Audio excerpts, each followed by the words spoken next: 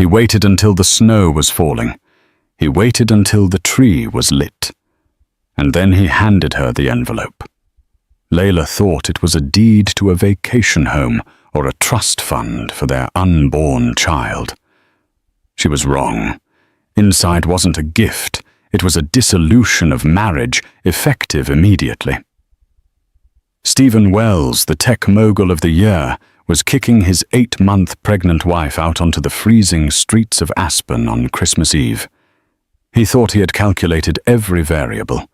He thought he was untouchable. But Stephen made one fatal error. He didn't know that the raggedy old department store Santa Claus watching from the sidewalk was actually the billionaire father Layla never knew she had. And he was about to buy Stephen's entire life just to burn it down.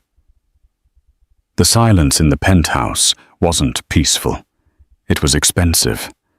It was the kind of silence that costs $10,000 a square foot, the sound of triple-paned glass blocking out the howling wind of the Aspen blizzard outside.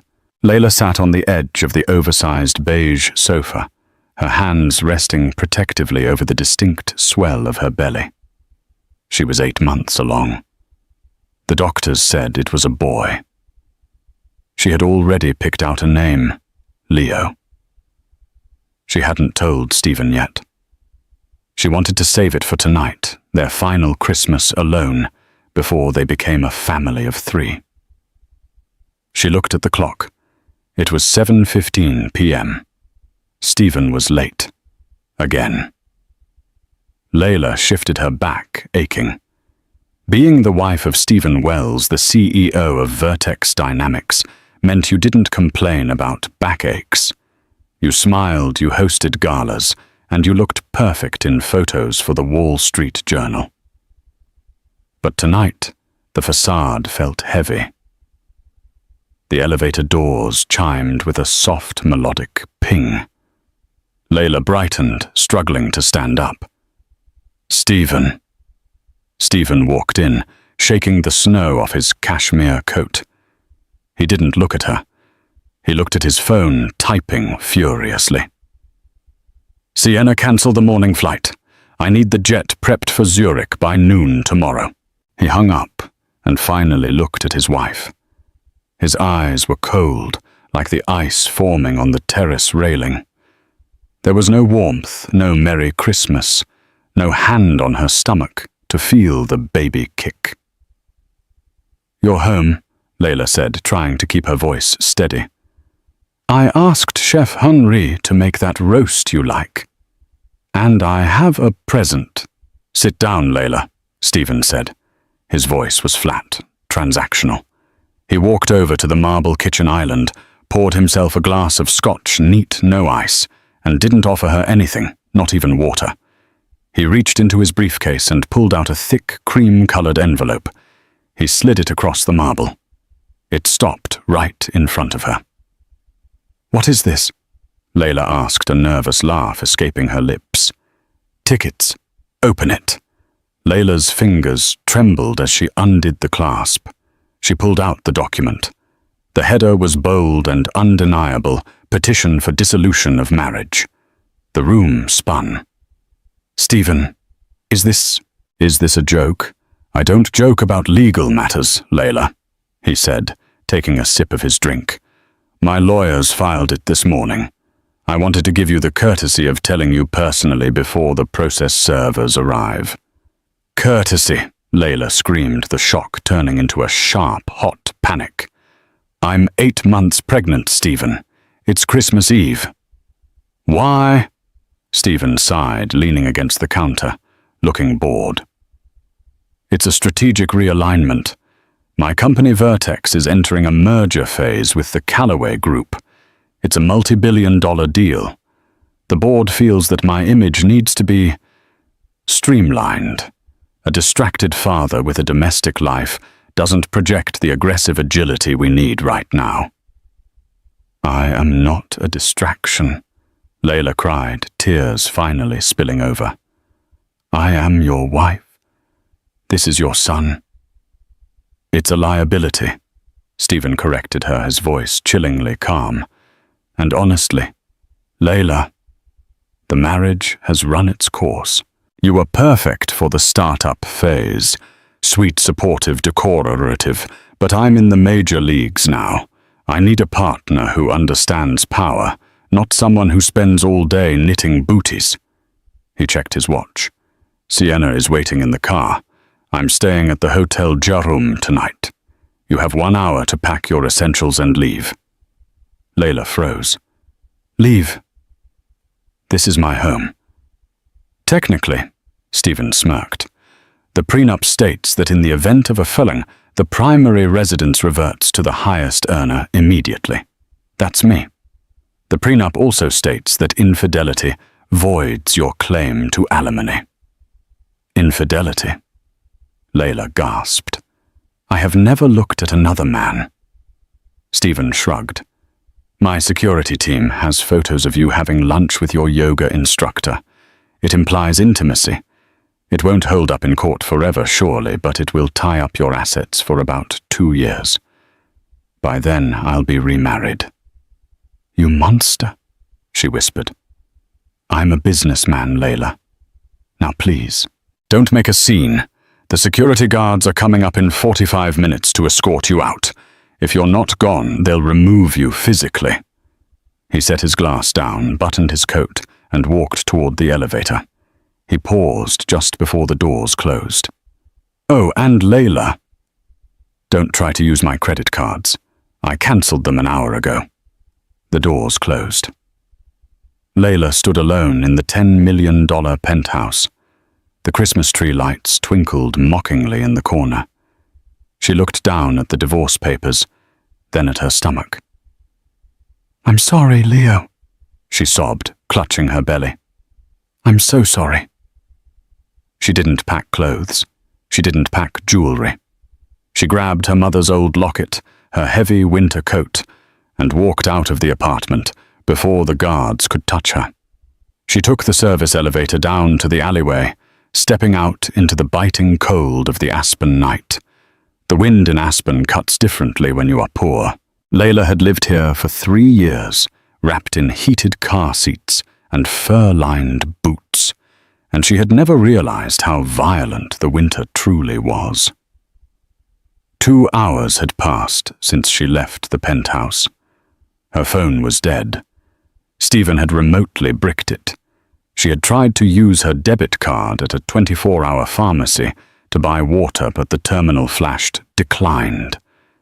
She was walking down East Cooper Avenue, the streets lined with luxury boutiques like Gucci and Prada, all glowing with warm golden holiday displays. Through the windows, she saw mannequins wearing dresses that cost more than most people made in a year. She felt a sharp cramp in her lower back. She gasped, leaning against a brick wall, her breath pluming in the air. Not now, Leo. Please, not now, she begged.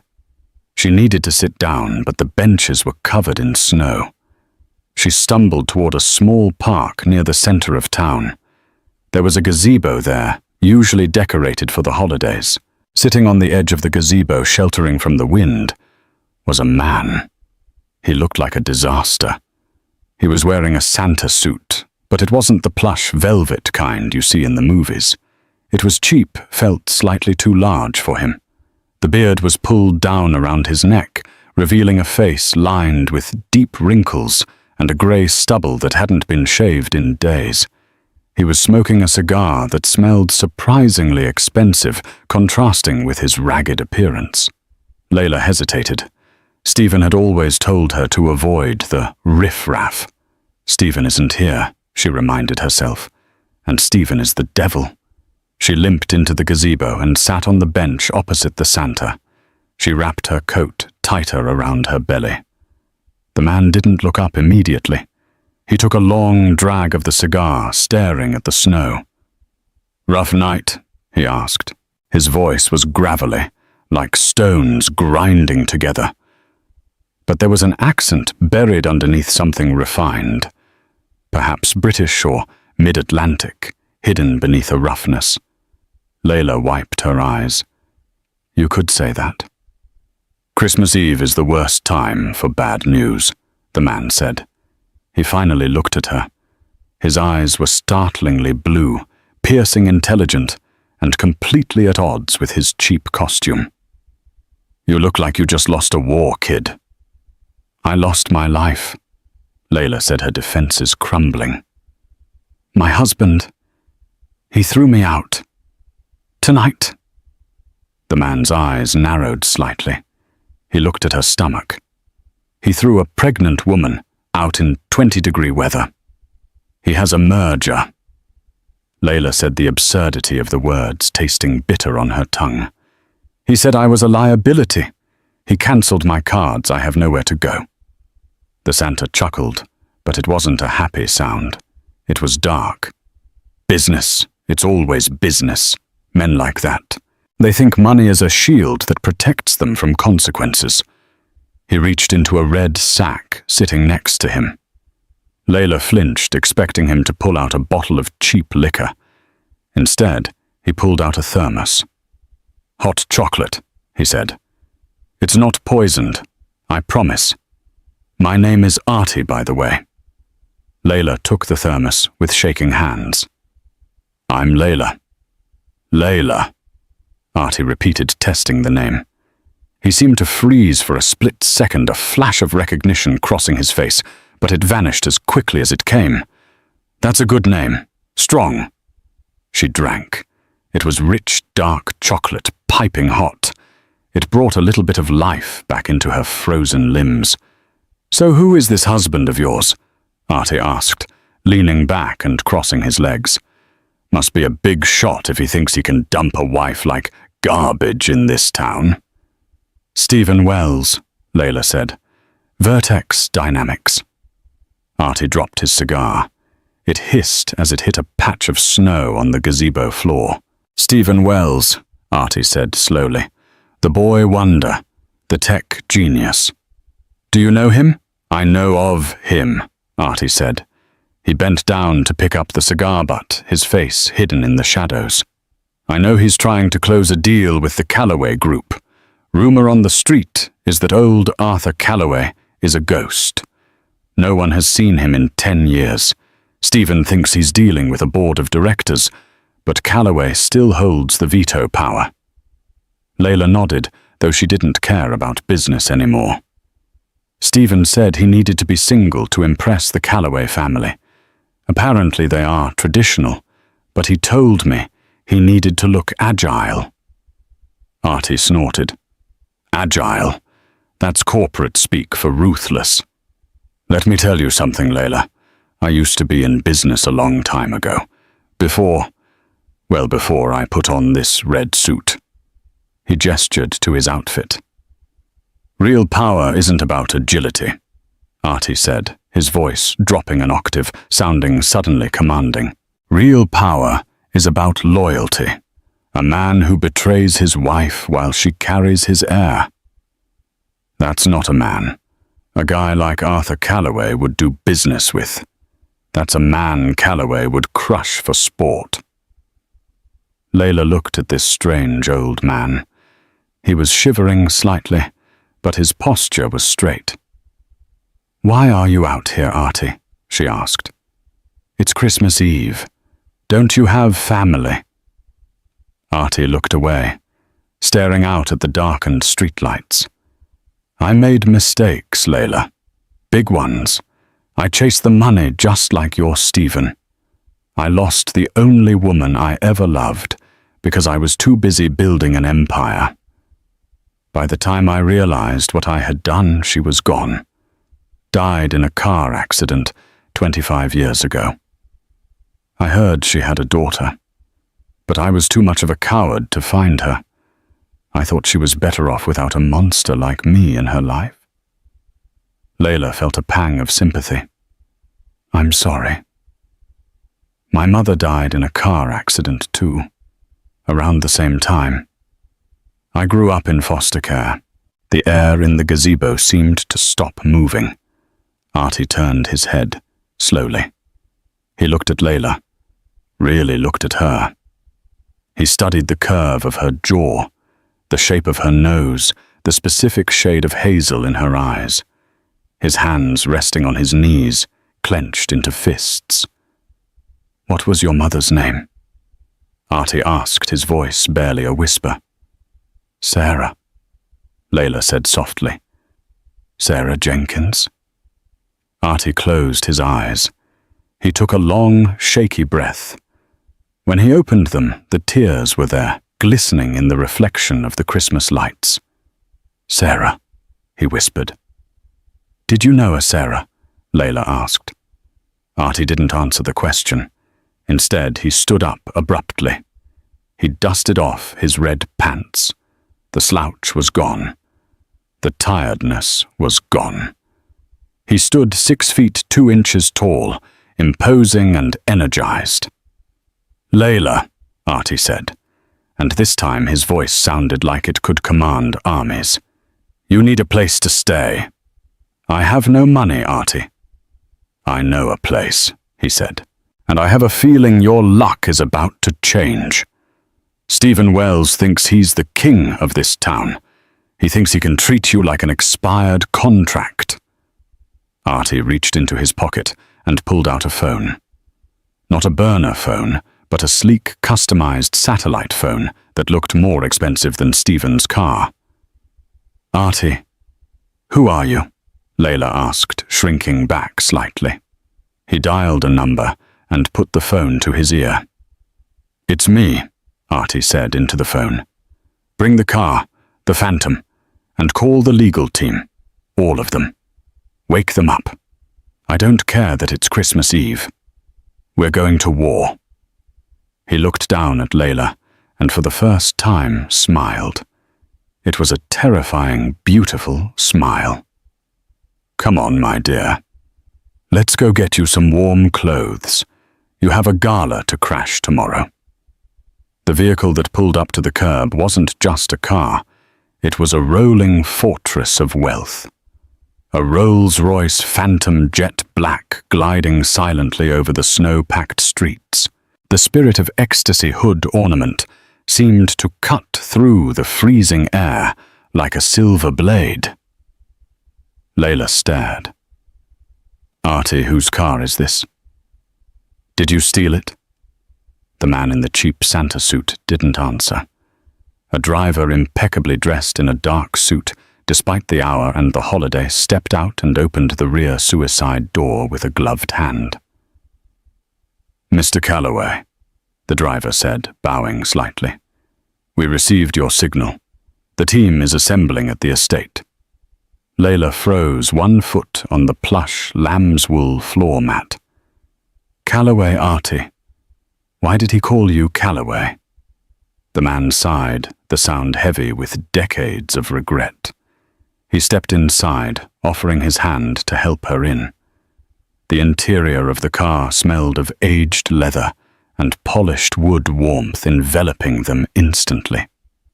"Artie was a nickname Sarah gave me," he said softly, as the car pulled away, leaving the twinkling lights of Aspen behind and heading toward the secluded, ultra-exclusive estates on Red Mountain. "My name is Arthur Calloway." Layla pressed her back against the seat, her heart hammering against her ribs. The baby kicked hard as if sensing her adrenaline. "Arthur Calloway, the billionaire investor. The man my husband is trying to merge with. The man your husband was trying to merge with," Arthur corrected, his voice hardening. He pulled the cheap fake beard off his face, tossing it onto the floor of the Rolls-Royce like trash. Beneath it, his jaw was strong, set in grim determination. "That deal is dead. Stephen just doesn't know it yet." "I don't understand," Layla whispered, her mind reeling. "Why were you in the park dressed like that? Why did you ask about my mother?" The car turned through massive iron gates that bore a stylized C. A sprawling mansion lit up like a castle loomed ahead. It was 10 times the size of Stephen's penthouse. Arthur didn't look at her. He looked straight ahead.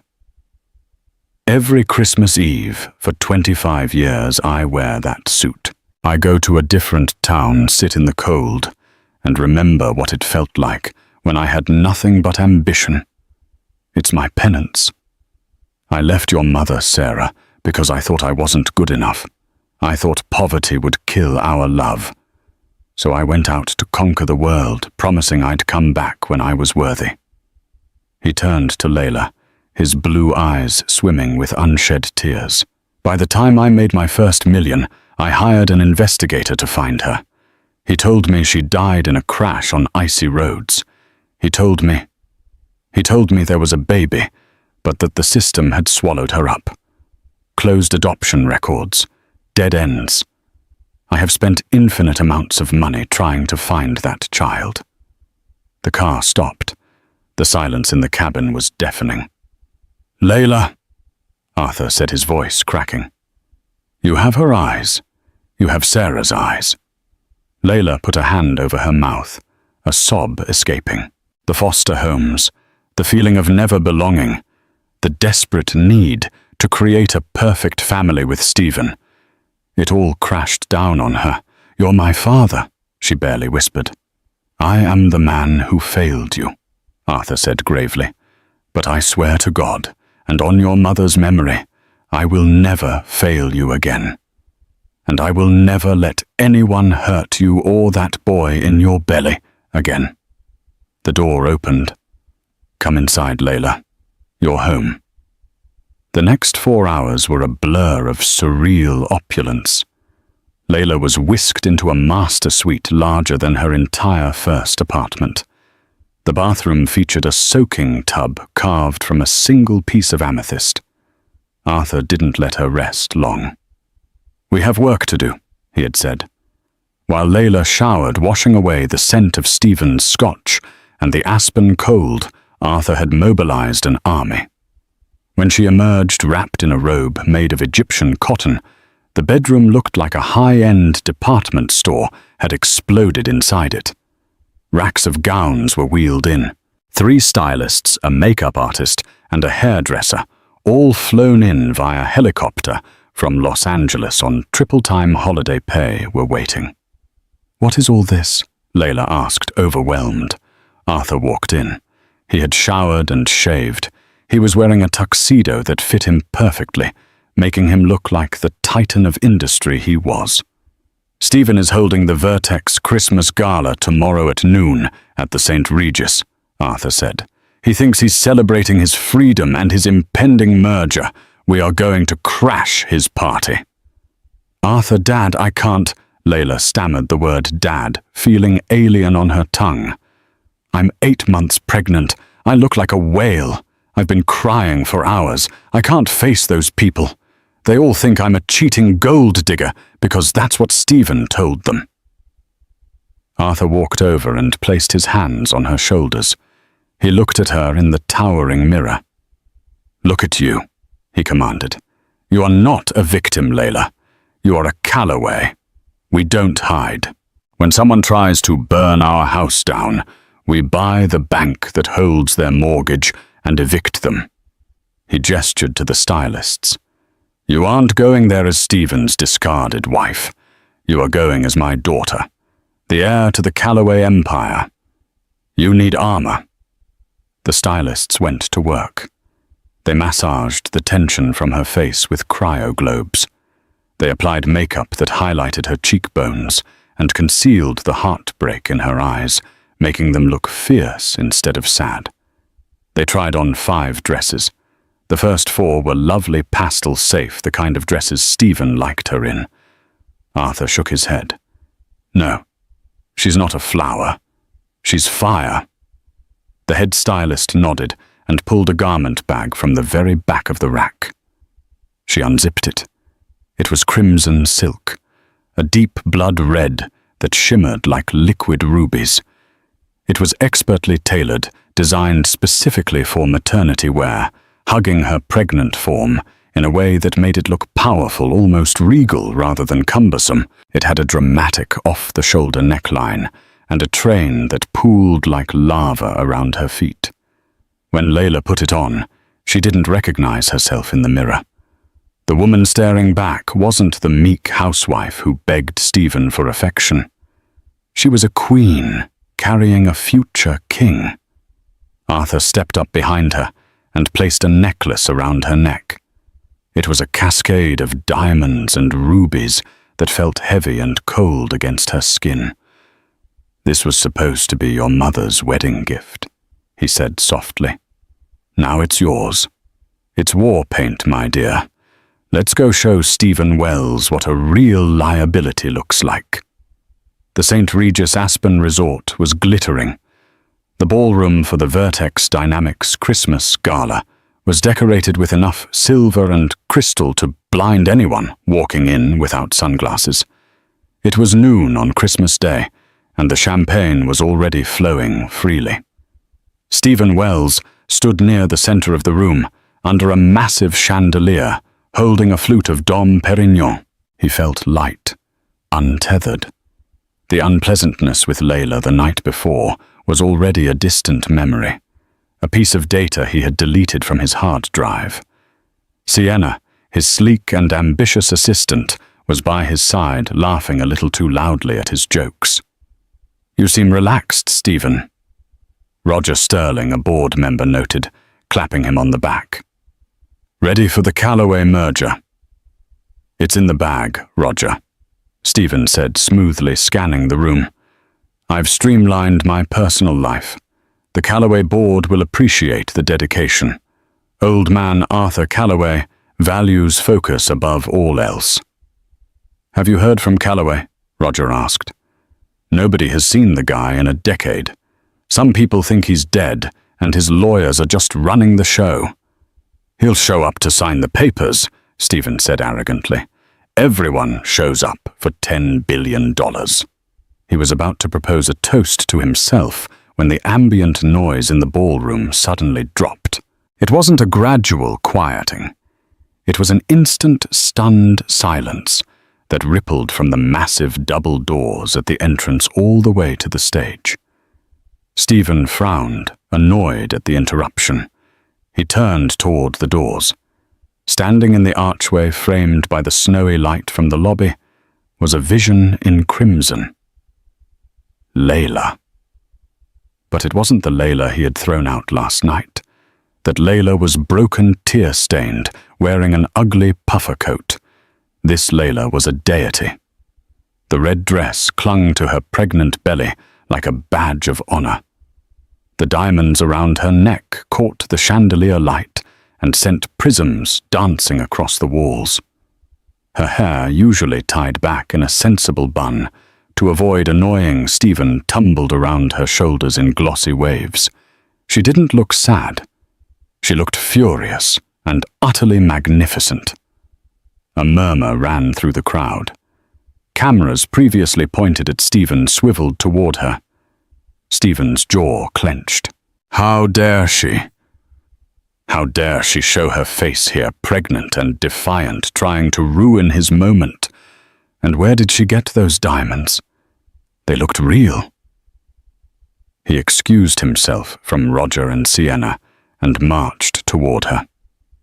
His face a mask of controlled rage. He met her in the middle of the dance floor, the crowd parting around them like the Red Sea. "What are you doing here?" "Layla," he hissed, keeping his voice low so the donors couldn't hear. "You're trespassing. I told you it's over. Did you steal that jewelry? I'll have you arrested." Layla looked at him, really looked at him. For the first time in 3 years, she saw the smallness of him, the insecurity behind the expensive suit. "Merry Christmas, Stephen," she said, her voice clear and bell-like in the silent room. "I'm just here to return something." She reached into a small crimson clutch purse and pulled out her wedding ring. It was a large diamond, cold and flawless, just like Stephen. She dropped it into his champagne flute. It made a sharp clink against the crystal. "Keep it," she said. "You'll need it to pay your legal fees." "Security!" Stephen snapped, turning to the perimeter of the room. "Get this woman out of here.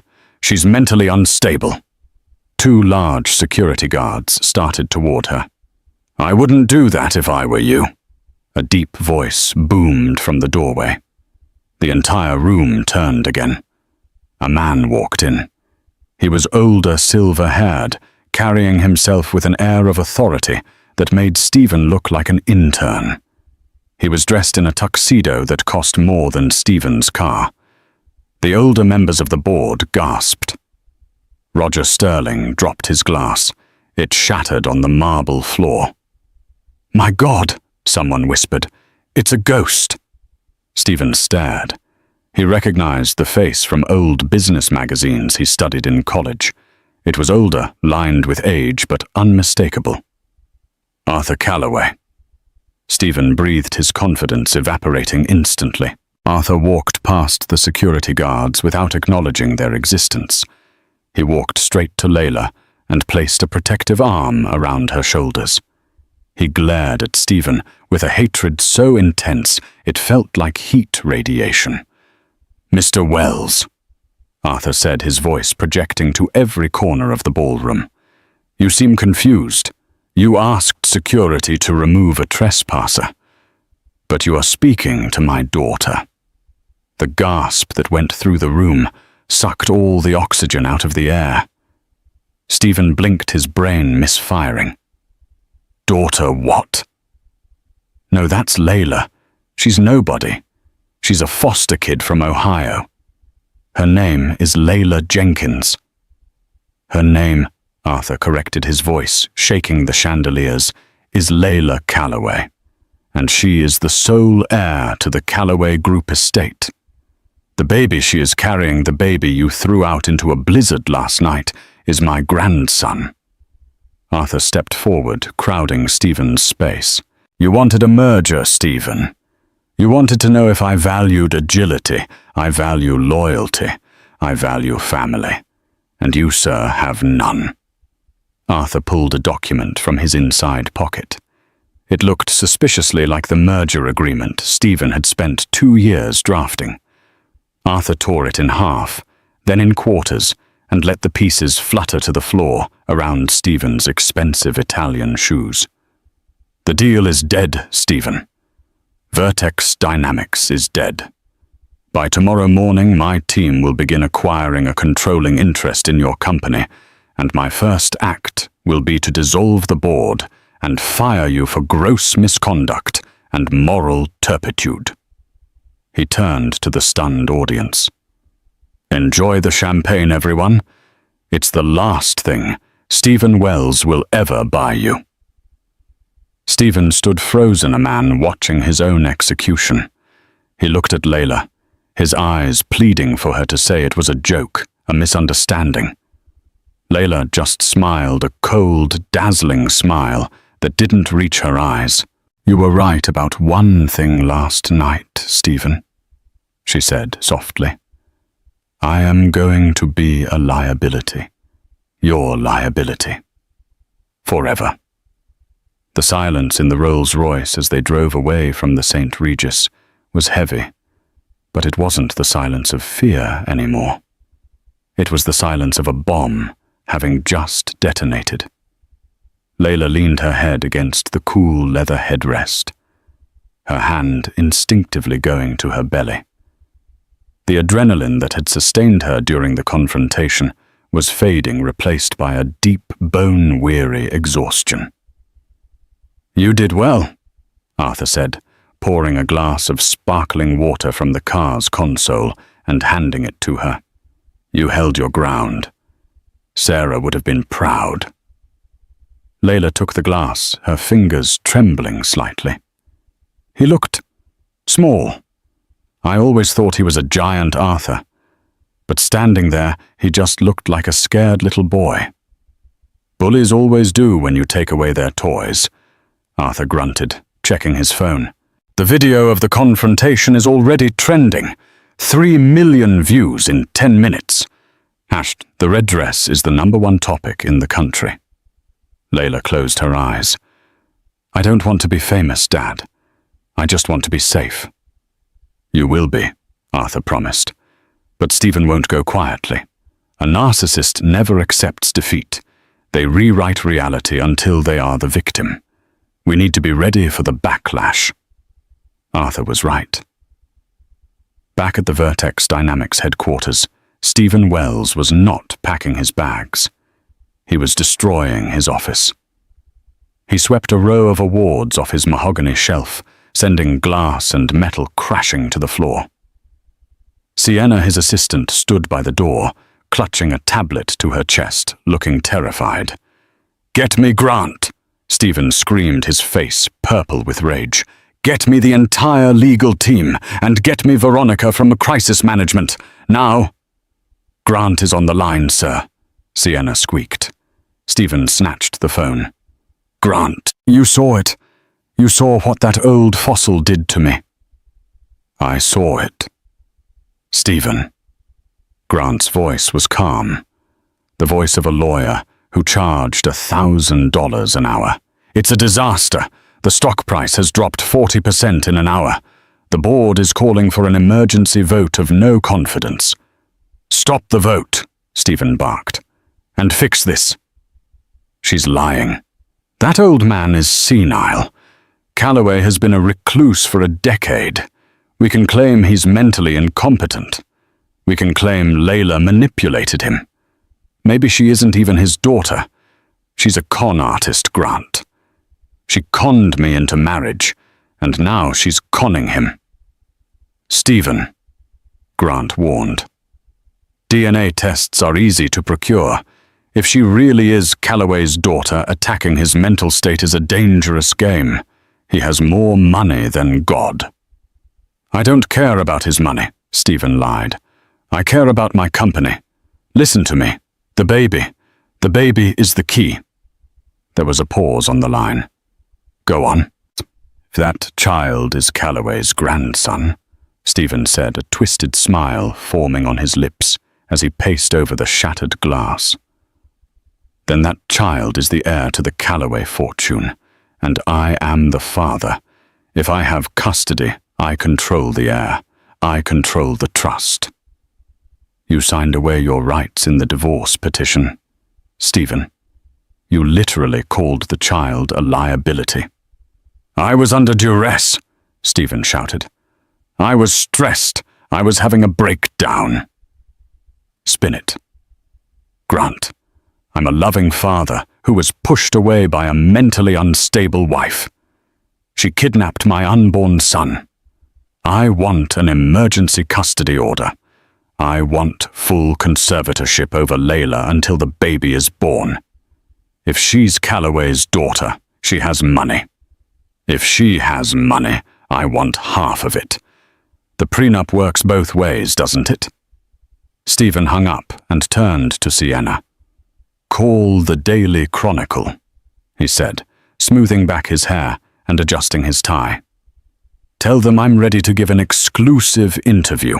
The headline should be, 'Billionaire Heartbreak, How a Gold-Digging Wife and a Crazy Old Man Stole My Company and My Child.'" The war began the next morning. Layla woke up in the master suite of the Calloway estate to the smell of fresh lilies and impending doom. When she turned on the TV, Stephen's face was plastered on every channel. He looked haggard. He had deliberately messed up his hair and worn a simple sweater instead of a suit. He sat in a chair, wiping a fake tear from his eye. "I just want my son back." "TV," Stephen sobbed to the reporter. "I tried to protect Layla. She's had mental health struggles. I filed for divorce because I thought it would shake her out of it, force her to get help. But then this man, this Calloway, swooped in. He's brainwashed her. I'm terrified for the safety of my unborn child." Layla threw the remote at the wall. It shattered. "He's lying," she screamed. "He threw me out in the snow." Arthur walked in looking grim. He was followed by a team of lawyers who looked like sharks in human suits. "We know he's lying," Arthur said calmly, "but the public loves a tragedy. He's playing the victim card." "He wants custody, Layla," one of the lawyers, a sharp-eyed woman named Jessica said. "He filed an emergency motion this morning. He's claiming you are unfit to parent due to emotional instability and lack of resources. He's asking the court to grant him custody of the child immediately upon birth." "He doesn't want the baby," Layla cried, clutching her stomach. "He wants the connection to the money. He called Leo a liability." "We know," Arthur said, "but the courts move slowly, and Stephen is throwing mud to see what sticks. He's also frozen the assets of Vertex Dynamics to prevent us from acquiring it. He's trying to bleed us out." Arthur sat on the edge of the bed and took Layla's hand. "He made one mistake, though," Arthur said, his eyes gleaming with a cold, predatory light. "He challenged me in the press. He made this a public spectacle. He forgot that I own the media companies he's crying to." Arthur stood up. "Jessica released the security footage." "Which footage, sir?" "The penthouse footage," Arthur said. "The cameras inside the apartment. Stephen thinks he owns the security system, but the company that installed it, I bought them this morning. We have the cloud backups." 2 hours later, the narrative shifted violently. A video leaked online. It was grainy, black and white, but the audio was crystal clear. It showed Stephen standing in the kitchen, sipping scotch. "It's a liability," Stephen's voice sneered from the screen. "I need a partner who understands power, not someone who spends all day knitting booties.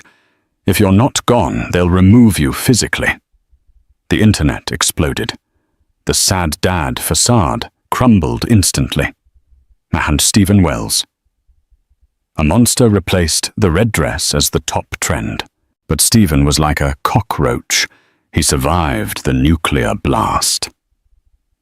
That afternoon, a process server arrived at the Calloway estate gates.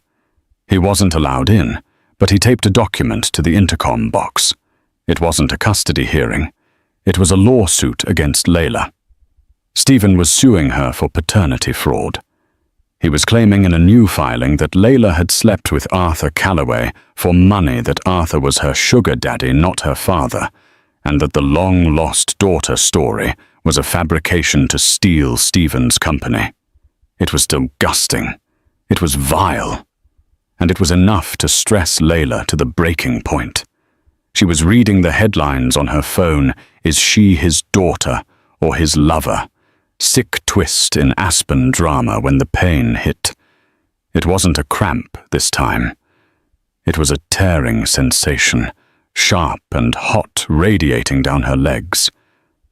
Layla gasped, dropping the phone. "Dad?" Arthur was there in a second. "Layla, something's wrong," she whispered, her face going grey. "The baby. I can't feel him moving. And there's blood." The private medical wing of the Aspen Valley Hospital was locked down. Security guards stationed by Arthur Calloway patrolled the hallways, turning away reporters who were trying to sneak in, dressed as nurses or janitors. Inside room 402, the atmosphere was frantic. Monitors beeped with an irregular, terrifying rhythm. "Her blood pressure is spiking," Dr. Aris shouted, checking the monitors. 180 over 110. She's going into eclampsia. We need to deliver this baby now, or we lose both of them. Layla was barely conscious. The pain was a blinding white wall. She could hear voices, but they sounded like they were underwater. "Arthur," she moaned, reaching out a hand. "I'm here, sweetheart," Arthur said, gripping her hand so hard his knuckles were white. He was crying, the powerful billionaire reduced to a terrified father. "I'm right here. You're going to be okay." Don't let him take Leo," Layla whispered. "Over my dead body," Arthur growled. "Sir, you need to step out," Dr. Aris said. "We're moving to the OR for an emergency C-section. Code Blue protocols." Arthur was ushered out into the hallway. The doors swung shut, cutting him off from the only family he had left. He paced the corridor, his expensive shoes clicking on the linoleum, praying to a god he hadn't spoken to in years. Then the elevator pinged. Arthur turned, expecting coffee or news. Instead, the elevator doors opened to reveal Stephen Wells. Stephen was flanked by 2 police officers and his lawyer, Grant. He looked frantic, but there was a smugness in his eyes. He held a piece of paper in his hand. "Where is she?" Stephen demanded, marching toward the nurse's station. "I have a court order. I have the right to be present for the birth of my child." Arthur stopped pacing. He stood in the middle of the hallway, blocking Stephen's path. "Get out," Arthur said. His voice was low, devoid of emotion. It was the voice of a man who was contemplating murder. "Step aside, old man," Stephen sneered, waving the paper. "This is an emergency injunction. Judge Miller signed it an hour ago. I am the father. I have medical power of attorney if Layla is incapacitated. If she's under anesthesia, I make the decisions for the child. She is dying in there because of you." Arthur said, his hands balling into fists. "That's unfortunate," Stephen said, feigning sympathy. "But if she dies, then the baby is solely mine. And since the baby is your heir, well, we'll be seeing a lot of each other, won't we? Arthur Grandpa." Something inside Arthur snapped. The veneer of the civilized businessman vanished. The Santa Claus from the park, the man who had nothing to lose, resurfaced. Arthur didn't yell. He didn't call his lawyers. He simply stepped forward and drove his fist into Stephen's jaw. It was a solid, sickening crunch. Stephen crumbled to the floor, blood spurting from his nose. "Hey!" one of the police officers shouted, grabbing Arthur. "Sir, you're under arrest for assault." "I don't care," Arthur said, not resisting as they cuffed him. He looked down at Stephen, who was groaning on the floor, clutching his broken face. "If you take one step into that delivery room, Stephen, I will buy this hospital and have them turn off your life support."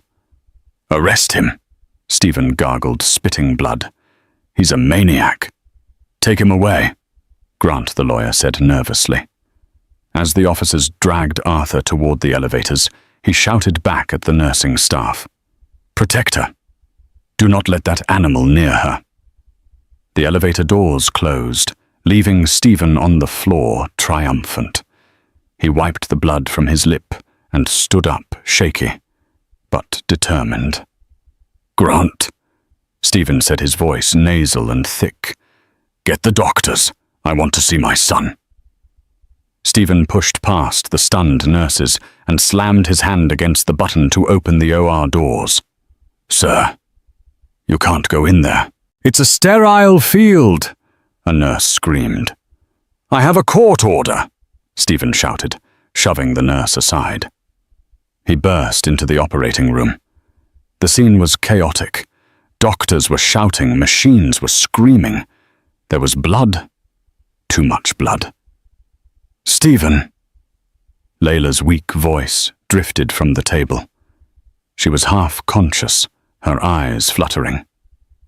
"I'm here, Layla," Stephen said, walking toward her, ignoring the surgeons, yelling at him to leave.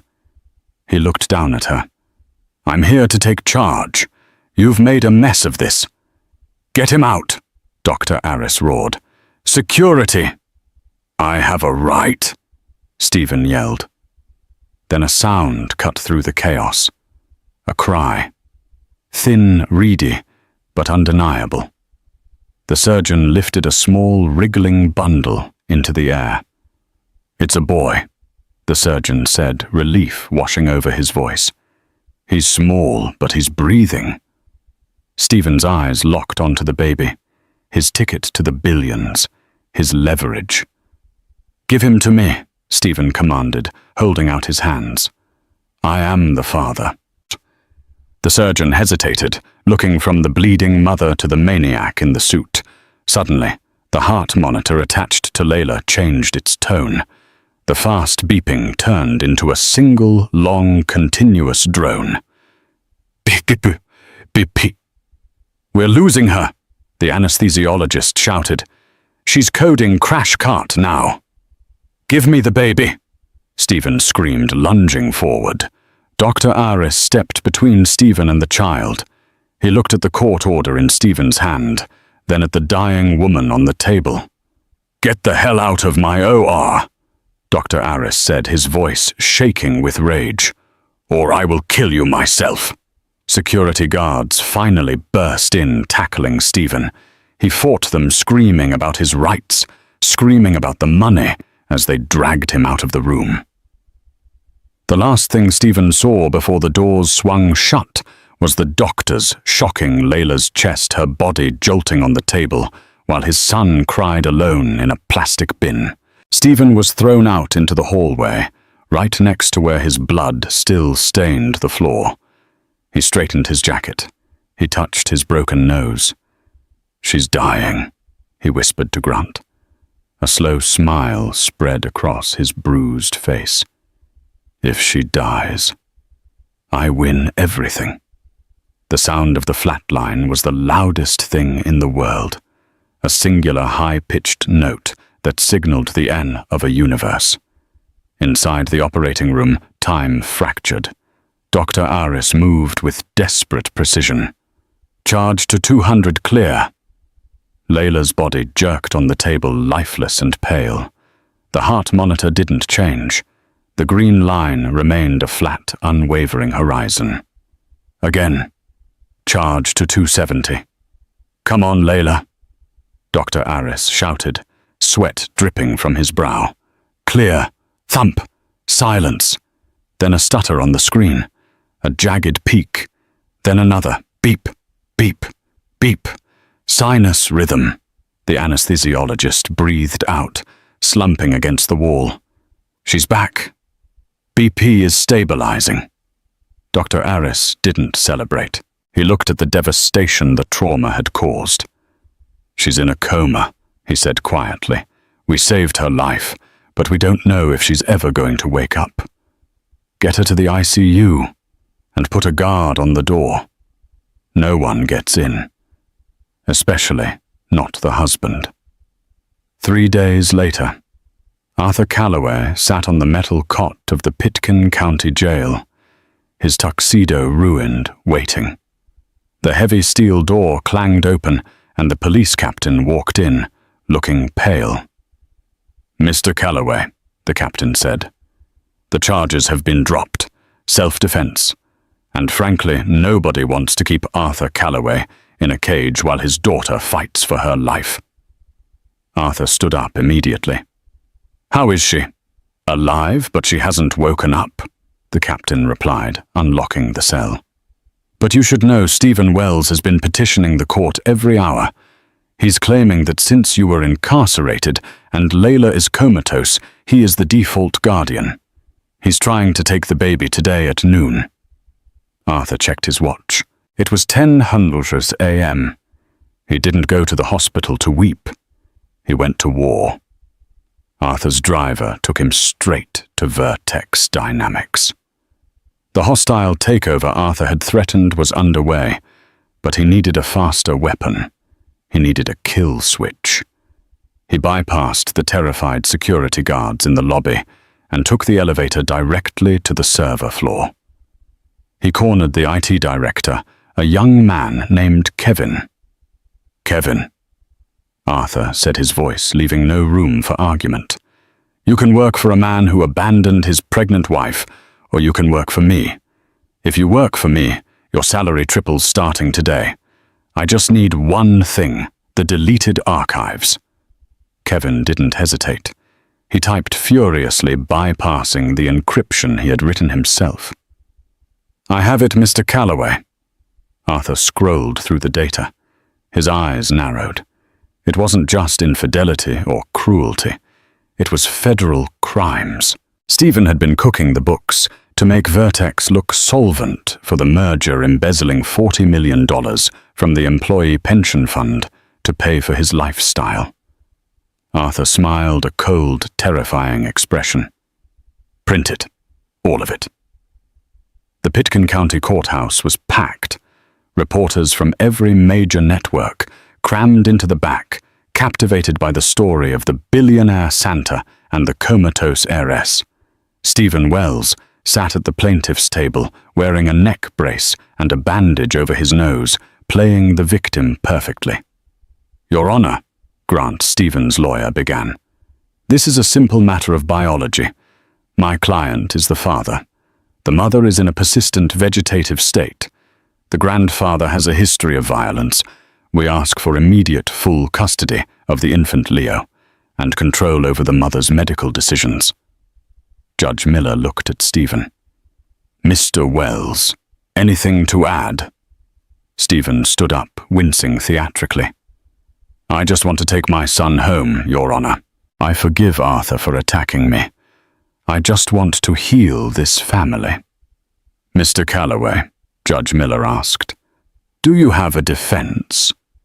Arthur stood alone at the defense table. He walked to the center of the room and placed a thick stack of papers on the judge's bench.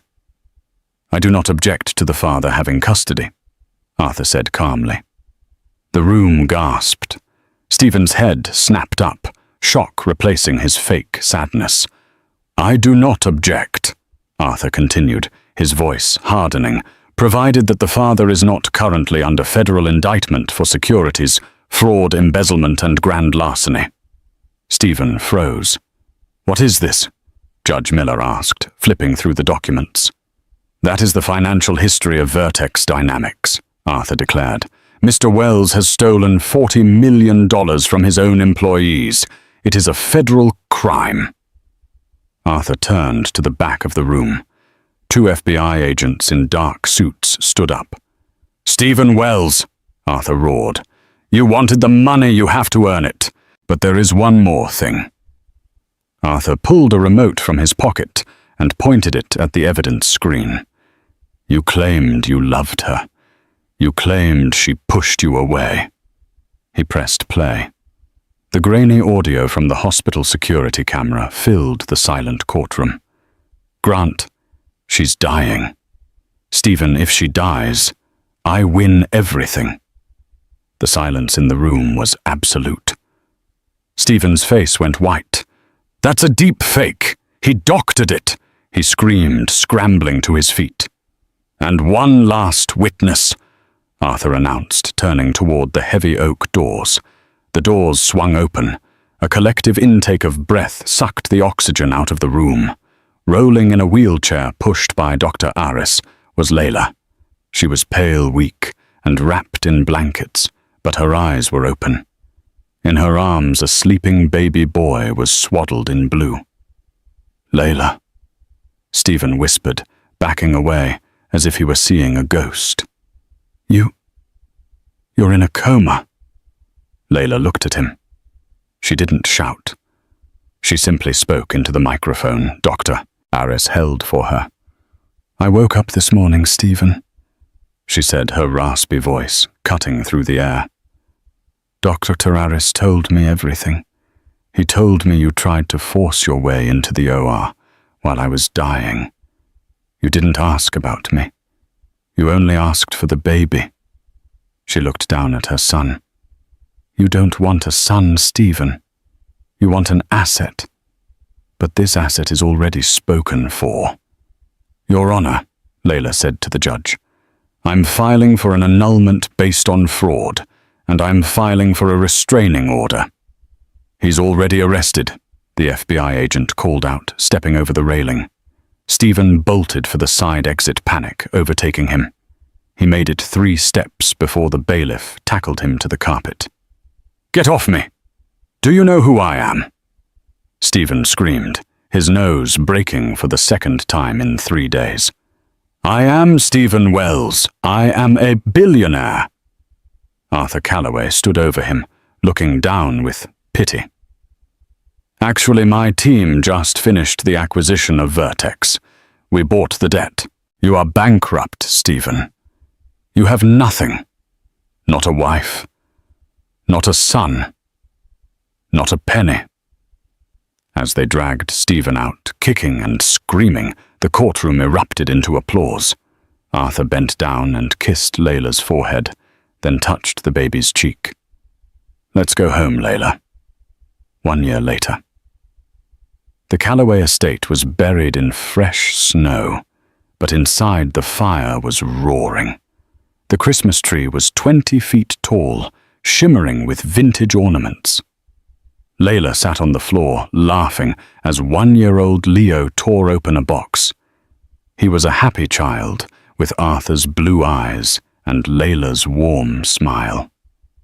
Arthur sat in his armchair, smoking a cigar. He wasn't wearing a Santa suit this year. He didn't need to do penance anymore. He had found his redemption. Layla stood up and walked to the window, looking out at the driveway.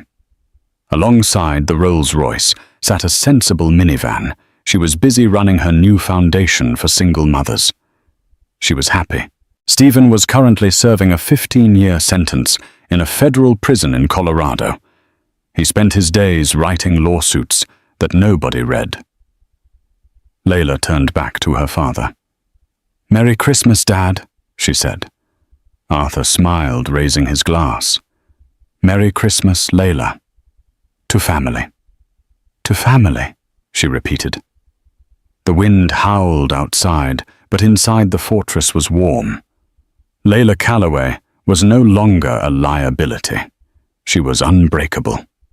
Layla's story reminds us that true wealth isn't found in bank accounts. It's found in loyalty and the courage to stand up when the world tries to knock you down.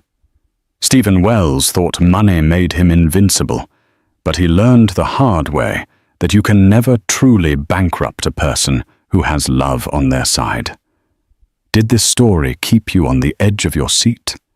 If you enjoyed Layla and Arthur's victory, please smash that like button. Share this video with a friend who loves a good drama, and don't forget to subscribe so you never miss a twist. Thanks for watching.